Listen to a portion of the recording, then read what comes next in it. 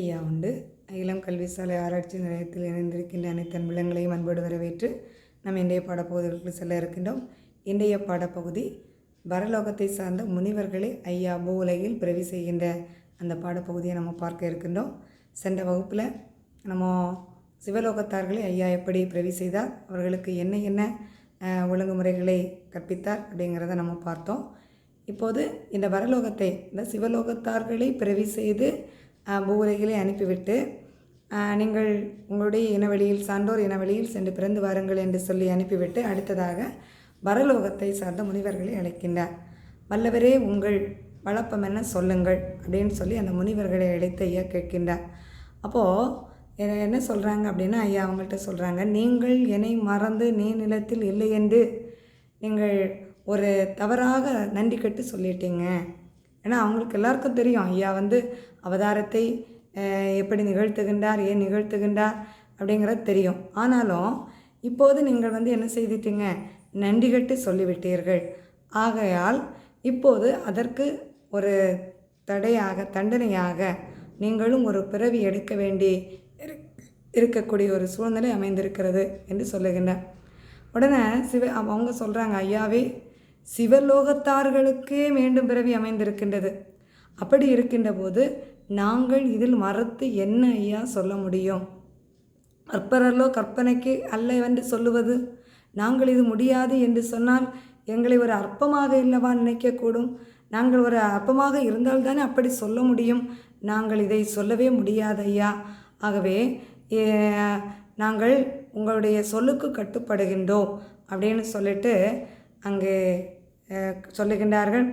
ஐயாவே சொல்லுகின்றார்கள், அதாவது படைத்தனுப்பும் உம்முடைய பாலருடைய வழியில் எங்களை அந்த சான்றோர் மக்களுடைய வழியில் நீங்கள் என்ன செய்யுங்க, படைத்து அனுப்புங்கள் ஐயா அப்படின்னு சொல்லிட்டு அங்கே சொல்கிறாங்க. அப்போ ஐயா சொல்கிறாங்க, எல்லோரும் என் மகவாய் இனத்தில் பிறந்திருங்கோ. அப்படி பிறந்திருக்கின்ற போது நான் உங்களை வந்தெடுப்பேன். நீங்கள் என்ன செய்ய வேண்டாம், அஞ்ச வேண்டாம். எப்படியும் உங்களை எல்லாம் ஏற்றெடுத்து உங்களுக்கு தர்மீக வாழ்வை அருளை நான் நிச்சயித்திருக்கின்றேன். ஆகவே பொன்மக்களான பூமக்கள் தங்களுக்கு, என்னுடைய இனவெளியில் வரக்கூடிய அந்த சான்றோர் மக்களுக்கு, 7 சான்றோர் மக்களுடைய வழியில் வரக்கூடிய அந்த ஒவ்வொரு மக்களையும் நான் தேர்ந்தெடுத்து அவங்களுக்கு என்ன செய்கிறேன், தர்மீக வாழ்வு அருளை இருக்கின்றேன். ஆகவே என் சொத்தும் ஈந்து என் பெயரையும் தந்து தன் சொத்தோடு இருந்து தற்சொரூபம் கொண்டிடுவேன். ஐயாவுடைய சொத்து என்ன? தர்மீக வாழ்வு. தர்மீக வாழ்வினுடைய நிலை என்ன? எண்ணம் என்ற வினை நீர்க்கப்பட்ட வாழ்வு. இப்போது நம்ம மனதில் மீண்டும் மீண்டும் எண்ணங்கள் வந்து கொண்டே இருக்குது. அந்த எண்ணத்தினுடைய விளைவாக நமக்கு என்ன வருது, மீண்டும் மீண்டும் பிறப்பு அப்படிங்கிறது என்ன செய்யுது, அமையுது.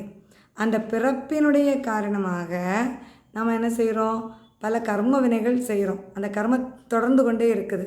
அப்போ இந்த எண்ணம் என்ற வினை நீக்கப்பட்டுச்சு அப்படின்னு சொன்னால் கர்மம் வினை இருக்காது. கர்ம வினை அகற்றப்படுகின்ற போது மீண்டும் பிறவி என்பது அமையாது.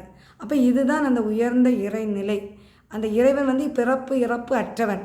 அதான் அந்த இறைவன் நான் என் சொத்தும் தந்து தற்சொரூபம் அப்படின்னா என்னது, இறப்பு பிறப்பு இல்லாத நிலை, அந்த பிரம்ம நிலை. அந்த நிலை நானும் உங்களோடு என்ன செய்வேன், என்னுடைய சொத்து தற்சொரூபத்தை உங்களுக்கு அருள்வேன். அப்போ அந்த நிலையோடு இருந்து நீங்கள் என்ன செய்ய முடியும், இந்த வையகத்தில் நீங்கள் வாழ முடியும். அப்போ அந்த இதை உங்கள் பேரை நான் உங்களுக்கு என்ன செய்வேன், தருவேன். அதாவது எல்லா ஜீவாத்மாக்களும் பரமாத்மாவுக்குள் ஐக்கியமாகின்ற போது ஜீவாத்மா வேறு பரமாத்மா வேறு என்ற நிலை மாற்றப்பட்டு பரபிரம்ம நிலை என்ன செய்யப்படும், அங்கே தோன்றப்படும். எப்படி ஒரு கடலுக்குள் பல நிலையில் இருந்த ஆறுகள் நதிகளாக ஓடைகளாக சிறு சிறு நீர்நிலைகளாக இருந்தவையெல்லாம் ஒன்றாக கலந்த பிற்பாடு இது ஆற்று நீர் என்றோ, இது கிணற்று நீர் என்றோ, இது ஊற்று நீர் என்றோ, இது மழை நீர் என்றோ பிரிக்க முடியாமல் கடல் நீர் என்று சொல்லக்கூடிய அந்த நிலையில் வருகின்றதோ, அதுபோல் ஆங்காங்கே பல நிலைகளில் பிறவி எடுத்திருக்கக்கூடிய ஆன்மாக்கள் அந்த ஒன்றுக்குள் பிரம்மத்துக்குள் இணைகின்ற போது அந்த பிரம்ம நிலை, அங்கே ஆன்மா வேறு இறைவன் வேறு என்ற நிலை இருக்காது.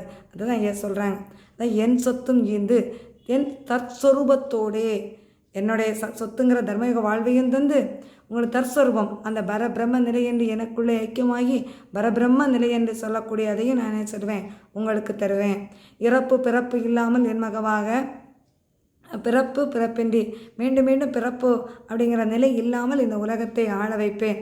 அதனால் நான் தர்மீக அரசு உங்களுக்கு நான் அருளுவேன். ஆகவே மானமாக தந்தோ மாயாண்டி தன்னானே, இதை நிச்சயமாக நான் உங்களுக்கு நான் என்ன செய்கிறேன், தாரேன். இதில் எந்த விதமான மாற்று கருத்தும் இல்லை அப்படின்னு சொல்லிட்டு அவங்க ஐயா அந்த முனிவர்களிடம் சொல்லுகின்றார். அப்போ உடனே அந்த முனிவர்கள்லாம் சொல்கிறாங்க, நன்றி நன்றி ஐயா, உமது இச்சைப்படி எதுவோ அதுபடி நீங்கள் நடத்துங்கள் என்று சொல்லி அந்த சான்றோர் வழியில் உங்களுடைய தன்னினத்தில் எங்களை பிறவி செய்யுங்கள் என்று அங்கே அவர்கள் கேட்க, ஐயாவும் அந்த சான்றோர் வழியில் அந்த பரம லோகத்தை சார்ந்த முனிவர்களை பிறவி செய்கின்றார்.